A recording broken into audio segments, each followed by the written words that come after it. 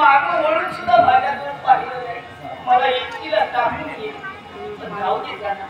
मला सुद्धा पंढरपुरामध्ये जायचं. 2 मिनिटं थकले मी.